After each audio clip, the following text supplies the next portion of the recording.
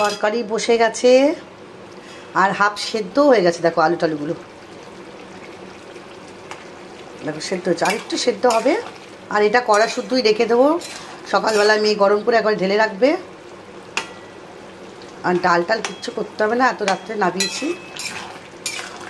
আর দুধ গরম করলাম, এই যে 1 গ্লাস দুধ রাত্রেবেলা আমার একদম বাদা গরম ধোয়া উঠছে। দেখো গরুর দুধ, খাঁটি দুধ, এখনও 2 বাটি দুধ জমে গেছে।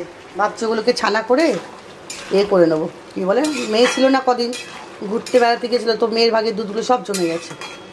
ওগুলো ভাবছি ছানা করে ছানার কোপ্তা কাবাব করব। ইচ্ছা আছে, জানি না কী করবো। তরকারি আঁচ কমিয়ে দিয়ে এবার আমি দুধ নিয়ে চলে যাব ঘরে।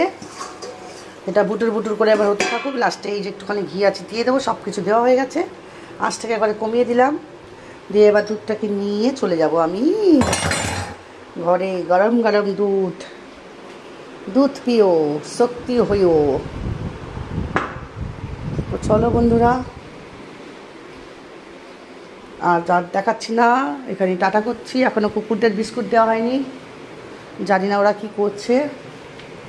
তো পাখা আলো ডাইনিংয়ে নেবালাম। তোমাদের সাথে টাটা, গুড নাইট।